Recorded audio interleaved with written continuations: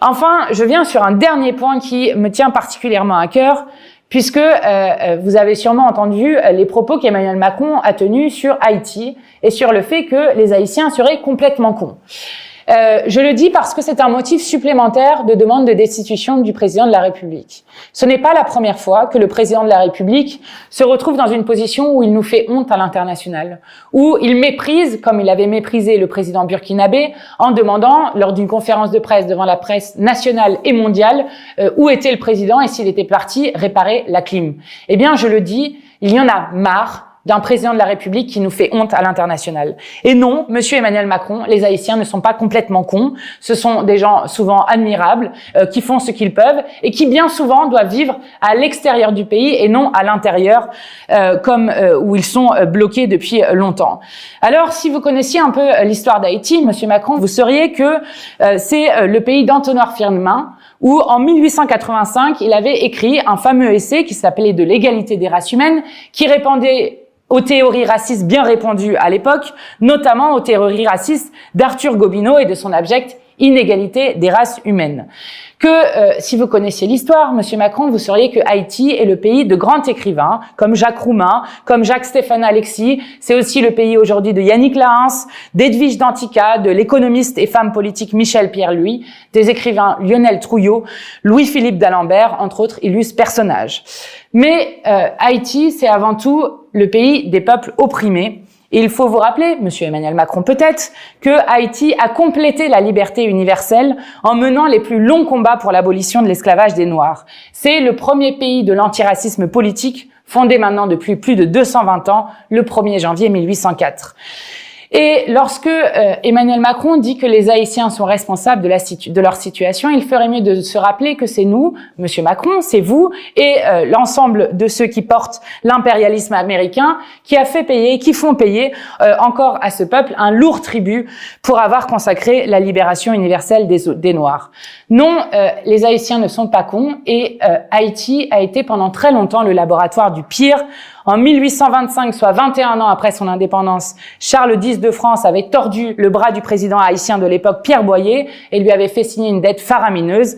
Cette dette et cet argent versé pendant des décennies à la France a miné l'avenir des Haïtiens. Haïti a ensuite été occupé par les Américains de 1915 à 1934, et par la suite, à partir de 1957, c'est l'horrible dictature des Duvalier qui avait été activement soutenue par les États-Unis sous prétexte de combattre le communisme. Ce laboratoire du pire se retrouve avec le Fonds monétaire international qui applique depuis trop longtemps son programme ultralibéral en Haïti, avec des barrières douanières dans les années 90 qui avaient été baissées, l'exigence de vente de biens publics sous prétexte de bonne gouvernance, de politique d'ajustement structurel, quand même le dire le FMI, bref, toutes sortes de fadaises du néolibéralisme triomphant.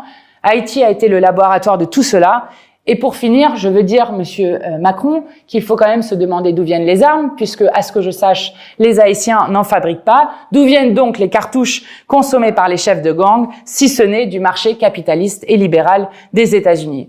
Non, monsieur Emmanuel Macron, les Haïtiens ne sont pas complètement cons, comme partout.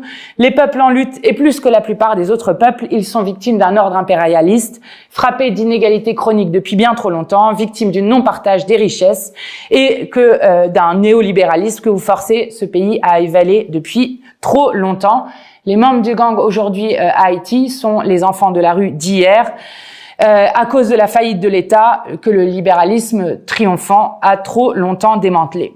Alors, monsieur Macron, si vous voulez vous renseigner un seul moment sur la dette haïtienne, je vous invite à lire un livre intitulé Haïti-France, les chaînes de la dette, livre qui a été écrit par l'historien français récemment disparu Marcel Dorigny et du professeur de géographie Jean-Marie Théodat, préfacé notamment par Thomas Piketty et introduit par le professeur Fritz-Alphonse Jean.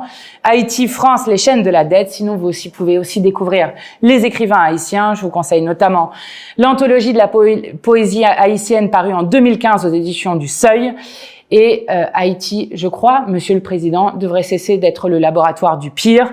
Les Haïtiens en luttent ainsi pour échanger leur pays. C'est un défi pour la modernité sociale et antiraciste, un défi que nous devrons tôt ou tôt regarder en France. Donc non, monsieur Macron, les Haïtiens ne sont pas complètement cons et vous devriez regarder l'histoire d'Haïti et l'histoire de la France pour vous rendre compte. Bonjour, bonsoir tout le monde. Ça dépend des lèvres que vous même arrivé sur channel ça. Alors, jodi an, moi senti me content en pile pour que moi poter vidéo ça pour nous.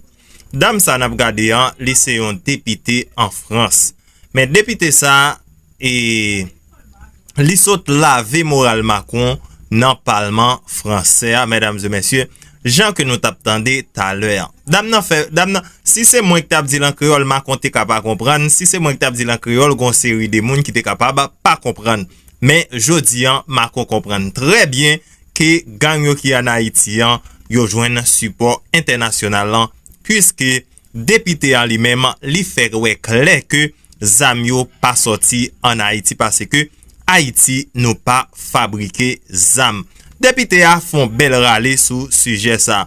Et c'est moment tout nous mêmes haïtiens pour que nous prenions conscience de l'état pays nous. C'est moment tout pour que bandits yo même yo suspend travail pour l'autre nation pour yo détruire pays d'Haïti, mais plutôt en notre travail pour que nous construisons pays d'Haïti.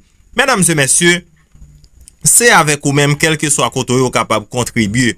Kounya la grâce ensemble avec réseaux sociaux là, li facile pour que nous entrions en communication. Grâce ensemble avec réseaux sociaux là, li facile pour nous faire message, nous voulons faire passer passer. Nous t'a souhaité que chaque haïtien qui fait une vidéo, chaque haïtien qui gagne influence sur réseaux sociaux, c'est pour nous que nous mettons des SE. C'est pour nous mettre une série de bagages sous profil nous pour faire communauté internationale la sentir que nous comprenons côté douleur nous sorti. Pour que nous faire binu comprendre que c'est eux même qui mettent insécurité ça qui gagne en Haïti.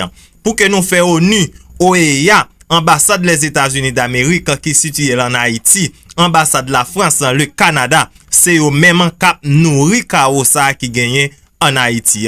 Si journée jodi là, nous haïtiens, nous n'amarons c'est si journée jodi là, nous mêmes haïtiens, nous n'amarons c'est résultat travail et la France, résultat travail, les États-Unis d'Amérique, résultat travail, le Canada. Journée jodi nous tous de lever camper parce que c'est nous tous qui concernés. Moi me concerné ou même tout ou concerné. M'tare mon dit m'sort penser dans espace commentaire et des députés ça qui fait une belle sortie qui l'avait visage Macron ensemble avec ça nous connaissons on connaît.